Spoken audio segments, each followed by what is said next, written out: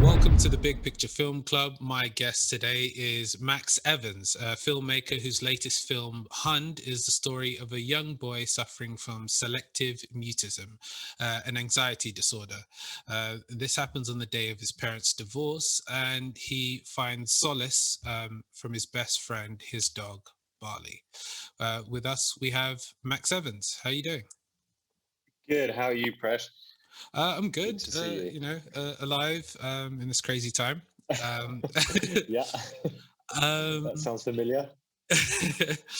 I wanted to kind of, really dive just headfirst into the sort of kind of motivation of your film Hund that you're kind of Yeah, currently crowdfunding for, and you're kind of in the pre-production stages, getting ready to sort of roll it out. It's based on your own sort of life experience or with your own sort of parents' divorce. I understand it. So can you kind of share with us how that process came to be to get this film yeah, going? So as you said, the film is based on my own personal experience. So I was 5 when my parents got divorced, and the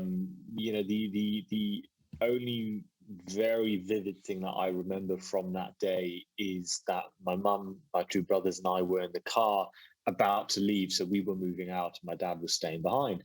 And at that last moment, as we were about to leave, my dad pulled the dog out of the car. um, Now, to give that some context, that's the same dog that my parents had actually gotten the same month that I was born. So her and I kind of grew up, at the Mm. same time. And I learned to walk with her because I used to pull myself up on her side and used to cuddle with her in her basket and had this really quite strange habit of like nibbling on her ears, which I know sounds weird, but as a toddler. So what are you gonna do? But very much my best friend in that regard, and very much, especially as I think with a lot of pets for kids, it's like a constant. Like Yeah. a pet is just that safety rock, because and I think there's something to be said about relationships between kids and their pets, regardless of dogs, cats, or whatever it is. But because it's such a relationship where nothing is expected, or nothing is wanted from the pet. Mm. It's a very innocent, it's a very kind of beautiful and caring relationship. So for me, to have to be going through my parents' divorce, and I was 5, so I didn't necessarily know exactly what was going on and what it meant, but you do feel and you do know that something quite fundamental is Is changing. wrong or not? Yeah. Yeah, exactly. And so to go through that, and to obviously, I mean, you know that your parents are hurting. You can tell that, you can see that. Mm. And to go through that and not have that reassuring presence of the dog there, of my dog there, that feeling stayed very alive to me. I mean, I'm now 32 or 31, so I shouldn't make myself old. That's um, but that feeling's very much kind of stayed with me throughout the years. And yeah, so really, I mean, I wrote this story. Oh God, what was it? 2 years ago now. yeah. So I wrote it in the summer of 2019, because I was looking for something new to do. I wanted to do something that was a lot more personal to me. Yeah. Something that very much spoke from the heart for me. And yeah, kind of, obviously 2020 happened. Yeah. So We all that know kind of what that doesn't count. means. Yeah. Yeah, exactly. um, but it's funnily enough, in a weird way, having COVID happen to us in terms of the project has been somewhat of a blessing, because it's just meant that the last year, what we've really done is we've spent a lot of time reaching out to, as you mentioned earlier, the selective mutism community, Mm. and so engaging with them, finding out more about it. Yeah, so for those who don't know, sorry to cut you off, like what is like selective mutism, if we can sort of kind of dial it back and Yeah. yeah, get an understanding Um, of what that is. So selective mutism is essentially it's an anxiety disorder in which kids in situations where they feel under pressure, where they feel stressed, where they feel frightened, where they experience a lot of anxiety, they will freeze up. It's kind of described as freezing, and Mm, they will be physically unable to speak. So no matter how hard they might want to, or how much it's expected of them, they are just physically unable to communicate. Now, unfortunately, there's a lot of kind of misunderstanding about selective mutism, if there is even any understanding. I mean, this is the other thing that has to be said about it, is that it's not very well known at all. I mean, most people, if you ask them, what selective mutism, they either go like, never heard of it, or they'll give you somewhat like a kind of answer that's based on what they think it sounds like, right? So because for me, part of the story has always been, films or stories never really show the perspective of the child when it comes to divorce. It's very mm, much always the perspective of the parents, of the adults, how are they coping with it, what are they going to do to kind of get back to normal, so to say. But actually, children are the ones that are the most affected by divorce in terms of long term, because for them it's a huge, as you said, it's a huge break of the fundamental, of that kind of bedrock that, mm. I mean, family is supposed to be that bedrock upon which we build our lives. And obviously once you take that away, or once it's disturbed, it's very hard to get back to that normal. And so for me, it's always very much been a case of, well, children are left without a voice in this regard. We don't see their perspective, we don't see what it's like for them. And that's something that I wanted to do. I wanted to make a film that shows divorce through the eyes of a child.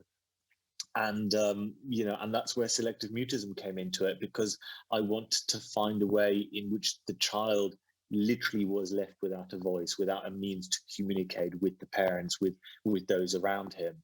And yeah, so we found that. And there's it's weird, because as I was researching it, I'd never heard of it before, but as I Yeah. was researching it, there was these things that kept popping up, and I was like, oh my god, this sounds so familiar to what I went through as a kid. And I've never had I never had an official diagnosis as such, but there was definitely elements of what was being described, and then talking to people, and listening to their stories of what they were saying, where I started to find a lot of kind of connection points, and Yeah. realized, oh wow, okay, well, there's definitely something there for me as well.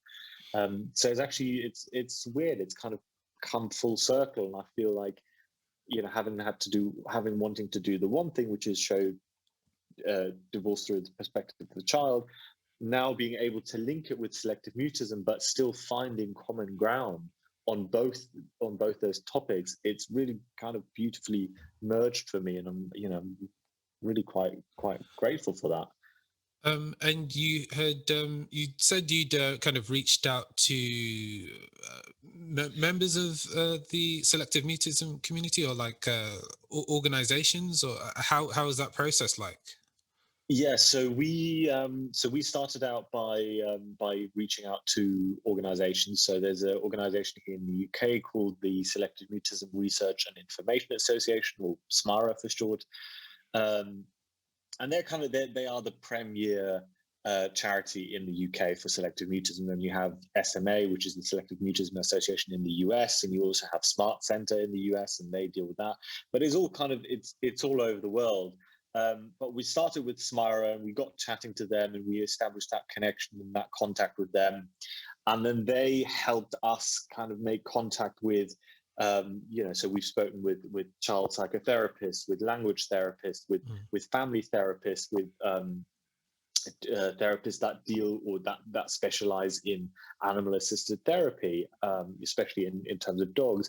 But then also, even more importantly, they put us in touch with parents and with children, because I think, I think this is a very important point with anybody who does a film about a subject, about a a topic that affects people personally and directly, is that you have to make sure that you speak to the people who have the whom it affects firsthand, Yeah. because you have to make sure that what you put on page and then later on screen is truthful and is accurate, and you don't want to do something that's going to damage the community, or create a misunderstanding.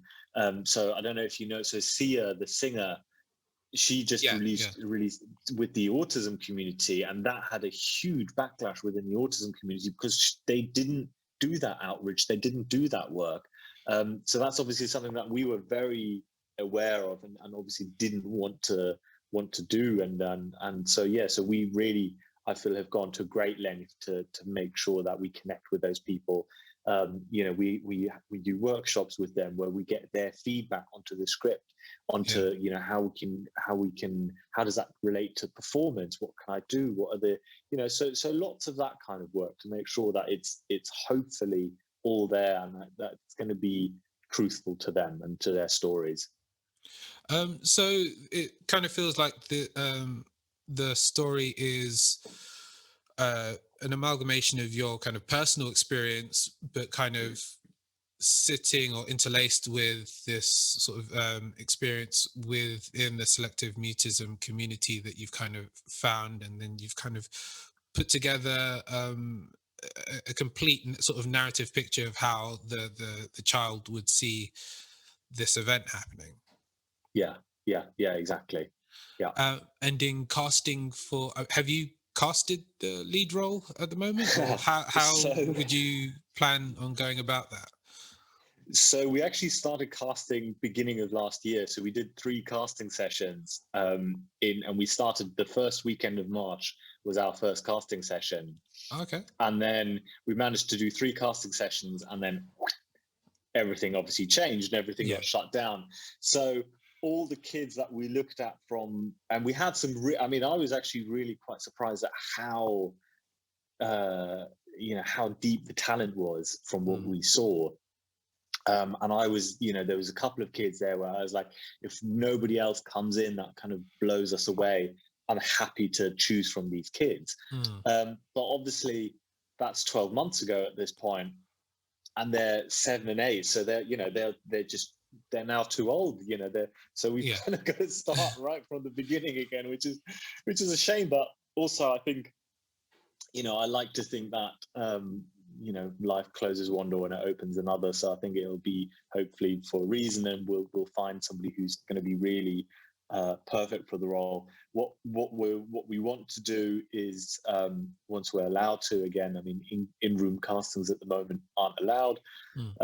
We'll see what happens with that and when we can do that again. But what I would like to do is I would actually like to put out a casting call within the SM community, and maybe try and cast a kid from within the community, because obviously who better to portray a kid with SM than a kid with SM, depending on how well they have a handle on their anxiety, because obviously as a filmmaker that's something that you have to take into account, and make sure, because you don't want to turn up on the first day and it's and you kind of shot yourself in the foot there.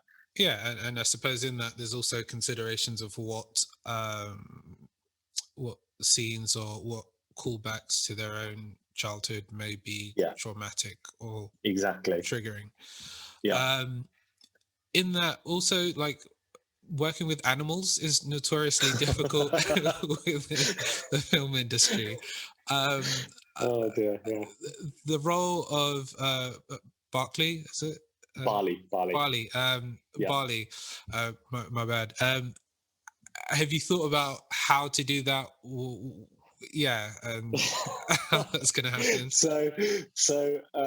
Yeah, as you said, so they always say, don't they? Don't work with animals, don't work with kids, don't work with water. Yeah.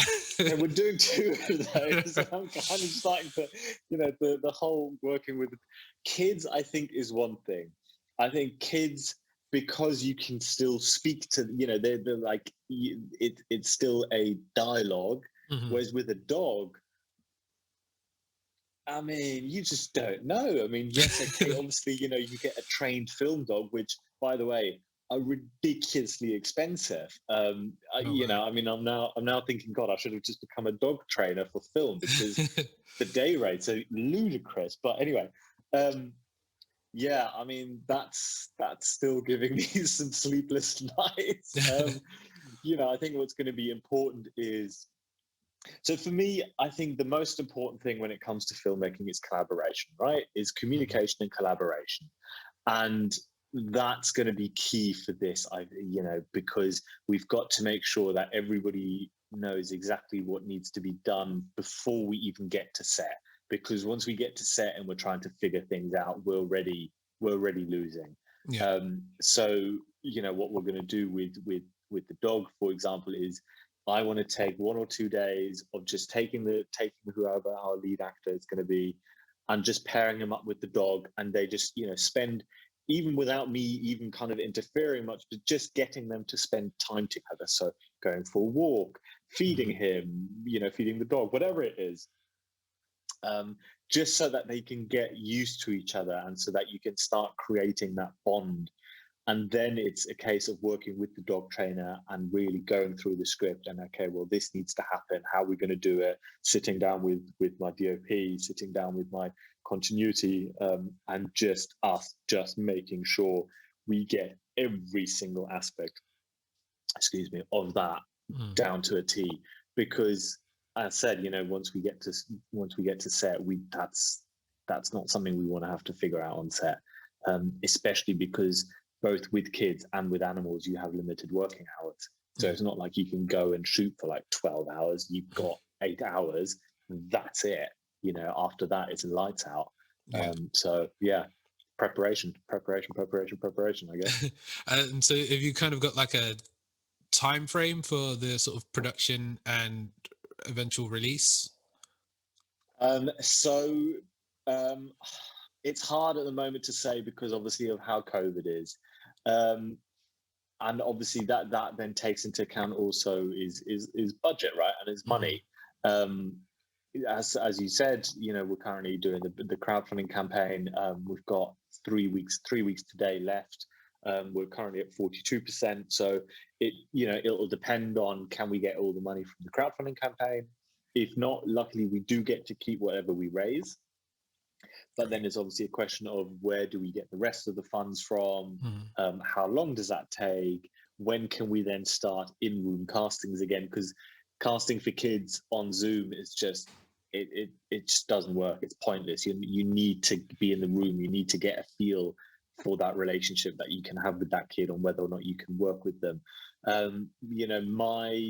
My wish would be to shoot no later than kind of late summer ish, Mhm. thinking, looking at it realistically, which would then mean, having the film done in sometime in early autumn, mid autumn, and then yeah, I mean, and then it goes into the festival circuit. Okay. And well, how can people kind of support, be it financially or by any other means? How can they kind of, yeah, get involved? Yeah. So we've got a Facebook page that's Hund, Hund, a short film. The same is for Instagram. That's also Hund, a short film. The actual crowdfunding campaign is on a site called Greenlit. So Greenlit is quite a new crowdfunding platform, but the good thing about Greenlit is that they do only film, and they do at the moment only British-based films. So it's Okay. quite a small platform, Hmm. but it means you get a lot of interaction with the platform itself. So you get a lot of help there, and so we're on that. So that's Hund. Sorry, that's greenlit.com/project/. I mean, I'll give you the link, We'll precious. put the link We'll somewhere put in the bottom of the video. the, People, yeah, you can click somewhere at the yeah, bottom and you'll find exactly. it. But yeah, so that's all there. As said, the Facebook page, that there's lots and lots of interviews and talks, and a lot of material there to really give people a really good idea of what we're trying to do. Um, And then, as we said, I mean, this is more for people who are part of the SM community, the Selective Mutism community. We actually have a private Facebook group as well, where we host our workshops with them.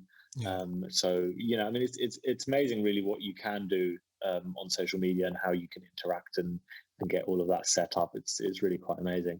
But also obviously hard to kind of try and cut through the noise of the sheer volume of stuff that's out there. Yeah, I mean, I was checking the campaign, the crowdfunding page out, and like you've already got, I think it's over 60 kind of backers, I think. Yeah. And okay, I was hoping like, oh, did I get the number right? But To be honest, no, I'm not too sure what the number. I know what the number of money is. I'm not quite sure. Oh what the yeah, number yeah, of yeah. backers. But I mean that I think that in itself, particularly for like a short film, it shows there's a very kind of keen willingness to support, particularly the underlying message of the film and the community that it does support. I mean, how has the interaction within that private group been in terms of kind of with the community and kind of, I guess you're telling them about the developments of the film and they're giving you feedback or updates? So really what it is for us, it's asking them questions and then listening. So it's for me especially, so I kind of, because I'm kind of trying to do it from the writing perspective, from the production perspective, and from the directing perspective, it's a little bit of a juggling act. But I mean, luckily I've got a really good producer who's helping me that, and she's always there. So it's always great to have another person to just, a second pair of eyes, a second pair of ears. But really, so from a script development perspective, we're doing it a little bit more targeted, because if you have a group of 10 people and you're all on Zoom together or on Facebook Live or whatever it is, that's hard. You can't really. That's not really going to be helpful for doing the script. What is helpful is getting their input on things like what's the physicality like. So when it comes to the acting, what are the little telltale signs that I can then pass on to the actor? How does it manifest itself? What does it look like? What are the situations where it's most likely to kind of peak? So that's really been very, very helpful. I mean, it's always these things, isn't it, where your imagination can't keep up with real life because there's so many nuances that you just couldn't think of yourself if you hadn't heard it or lived through it yourself. So hearing those first-hand accounts from those parents and the kids is key. It's invaluable, really. Awesome. Well, we certainly look forward to seeing the film.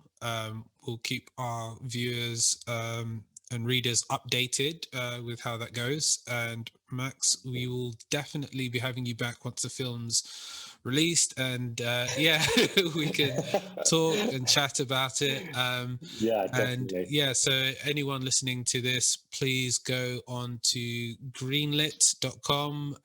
We'll put the link somewhere in the description, and just kind of make a donation to the crowdfund, and just kind of share the love, spread the love.